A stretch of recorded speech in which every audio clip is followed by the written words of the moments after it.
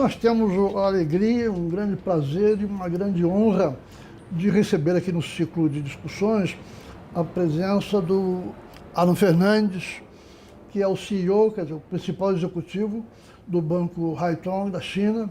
Ele é também conselheiro do Banco Haitong em Portugal. Então é uma pessoa que tem uma perspectiva muito rica, uma experiência muito grande em lidando na prática com as nossas relações econômicas e outras com a China. Vamos ouvi-lo com muito prazer, muita atenção e muito agradecidos por sua presença. Professor, obrigado. Ana, obrigado. Eu começaria, se me permitir, com a seguinte pergunta. Qual é a tendência, no momento, dos investimentos chineses no Brasil? Eu diria que o ano de 2019, com certeza, marca a manutenção dos investimentos. Se mantém o interesse das empresas chinesas, do Estado chinês, em investir no Brasil. Acho que para situar essa pergunta, é importante mencionar que o Brasil foi definido como um dos países prioritários para investimento pela China já faz algum tempo, mas de forma mais aguda, mais reforçada, desde o ano de 2017, quando aconteceu a 19ª reunião do Partido Comunista, que é quando você faz uma revisão do plano quinquenal de investimento das empresas chinesas. Naquele momento, coincidentemente também, foi quando aconteceu a troca da presidência da República aqui no Brasil, com o afastamento da ex-presidente Dilma e com o presidente Temer assumindo as funções, que veio e que foi o primeiro país a ser visitado logo após que o presidente foi empossado, foi exatamente a China. Naquele momento, a China definiu, ratificou a posição de investimento prioritário para o Brasil.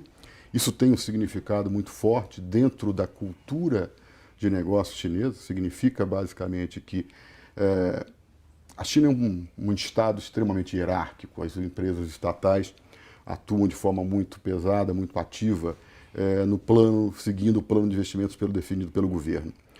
E quando você tem essa definição de prioridade, o que acontece é que praticamente todas elas vão buscar, de alguma maneira, avaliar o mercado brasileiro, se posicionar no mercado brasileiro. Isso aconteceu e a gente observou, principalmente depois de 2017, um aumento do ponto de vista, pelo menos de consulta e de busca de maiores informações sobre diferentes setores que são atrativos para as empresas chinesas. O ano de 2018, especificamente, ele teve uma interrupção, mais ou menos ali na altura de setembro, natural, por conta do processo eleitoral no Brasil, e que as empresas resolveram esperar um pouco para aguardar uma melhor definição sobre qual o comportamento e quais seriam os principais pilares estratégicos que o novo presidente viria a impor para o Brasil. Esse período aconteceu, esse período mais dormente em termos de decisão de investimento, ocorreu mais ou menos até o final de dezembro. E após uma série de contatos e de informações, as empresas retomaram, ainda com alguma movimento ainda conservador, aguardando de forma mais efetiva manifestações positivas, mais favoráveis do governo brasileiro, mas se mantém, sim, um interesse muito grande. Não me estendendo, mas tem alguns aspectos que são interessantes e que definem os setores nos quais as empresas chinesas, o investimento chinês vai buscar ativos ou participação no mercado brasileiro. Acho que a gente tem alguns números que são bem significativos. A China precisa colocar nas mesas dos seus habitantes, da sua população, 4,5 bilhões de refeições todos os dias. E há uma característica, um outro ponto que também é importante mencionar, que é a mudança do perfil de consumo, do perfil alimentar chinês. Há uma adição de mais proteína animal, mais proteína vegetal. Naturalmente, isso faz com que o Brasil, que é uma referência, tanto na produção de proteína animal quanto de proteína vegetal, principalmente a soja, seja um caminho, seja um parceiro natural. E esse investimento, essa intenção de investimento e de balança comercial, de de comércio se nota, e a China veio de forma muito ativa nesse segmento. E aí a gente viu vários movimentos de aquisição de empresas nos setores de trading ou de comercialização, de produção, comercialização e beneficiamento de grãos, menos em proteína, mais, no caso de proteína animal, desculpa, um pouco menos, mas ainda assim também um interesse grande, porque um outro fator que aconteceu, e aí olhando a economia chinesa, é que o grande supridor de proteína animal na China era a Austrália, né? É ainda a Austrália. Mas por conta de algumas ações que foram tomadas pelo governo australiano, no sentido de limitar a ampliação, o tamanho da presença chinesa nesse segmento, a China foi buscar outros potenciais fornecedores. No caso de proteína vegetal, 4,5 bilhões de refeições. Existem 2 países no mundo que poderiam atender uma demanda adicional por proteína vegetal: Estados Unidos e Brasil, essa demanda adicional da China. O Brasil, sem dúvida alguma, com cerca de 20% da sua área agricultável, é aquele que tem o maior potencial de atender essa demanda. E com a guerra comercial, a batalha comercial que se iniciou também em Estados Unidos e China, naturalmente houve um incremento, né?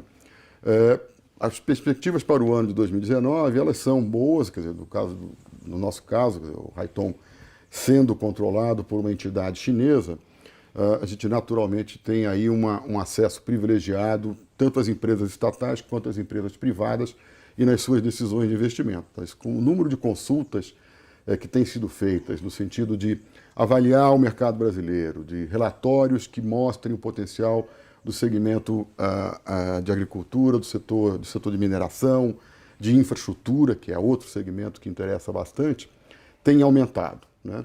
As decisões de investimento são lentas, que é o modelo chinês. E acho que é um outro ponto que também corrobora a questão do grande interesse do investimento chinês, partindo do aspecto segurança alimentar. O conceito de investimento da China é um conceito mais amplo. É um conceito que engloba todas as cadeias necessárias para garantir que o grão, ou a carne, ou a proteína chegue na China para atender a sua população. Então, toda a cadeia que está envolvida é naturalmente foco de investimento. Daí, você ter naturalmente também um investimento em infraestrutura, em portos, em ferrovias, em rodovias, no caso, a nossa característica modal, o nosso modelo modal, que está muito baseado em rodovias. Então, você tem, na esteira desse interesse de segurança alimentar, uma natural busca por oportunidades nos setores que são suporte para a garantia de que a produção vai chegar à China, ao seu destino final, seja na comercialização, seja na produção, né? Excelente.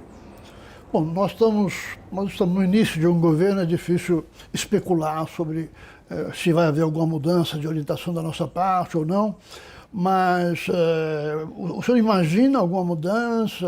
Há indícios de alguma mudança favorável ou desfavorável? Ou tudo tenderá a se manter, uma vez que os determinantes fundamentais, né, o tamanho dos investimentos, o tamanho da necessidade de segurança alimentar da China é tão grande que isso tende a manter as coisas no mesmo lugar? Eu estou certo com essa especulação?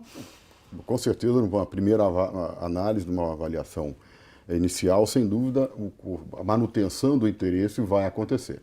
Entretanto, é importante mencionar que do lado da China há uma expectativa de uma sinalização mais clara em relação a como vai ser essa relação comercial, a aceitação do investimento chinês. Algumas manifestações que foram feitas no período logo após a eleição presidencial, o segundo turno da eleição presidencial, dando conta, usando um jogo de palavras, de que a China ela não estava comprando do Brasil, mas estava comprando o Brasil.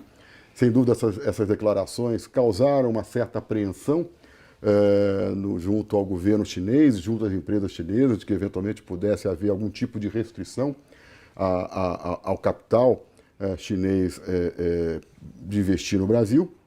O que a gente tem visto e até conforme eu comentei no início, na pergunta anterior, há um retorno do interesse, há um retorno do investimento, a pauta comercial se mantém, os volumes de soja continuam em alto nível, em alto grau, mas há sim uma expectativa de que eventualmente possa haver uma mudança na orientação de política de relações exteriores do Brasil, até com as declarações que já vêm sendo dadas de que há um maior alinhamento com os Estados Unidos. Entretanto, há também uma sinalização de que se vai buscar manter o pragmatismo que sempre marcou a pauta das relações econômicas, principalmente, e aí o pragmatismo muito mais do lado econômico, em que você vai continuar tendo aí a China como um parceiro comercial importante, relevante. Hoje a China é o maior parceiro comercial brasileiro, segundo os dados de 2017, a China foi alguma coisa como 22% de toda a balança comercial brasileira, que nos gerou um superávit comercial da ordem de 22 bilhões de dólares, né?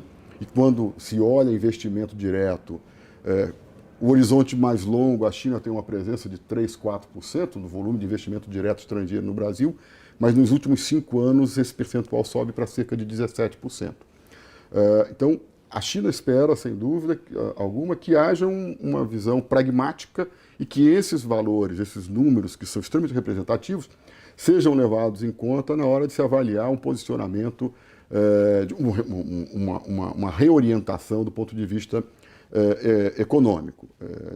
Acho que a gente, também do nosso lado, dentro das análises que nós temos feito, a gente imagina que esse componente econômico, dada a situação da economia brasileira, será um componente extremamente relevante na hora de você ter aí a efetiva orientação de quero fazer negócio, vou vender para A, vou vender para B, sem haver qualquer restrição mais ideológica que eventualmente possa acontecer.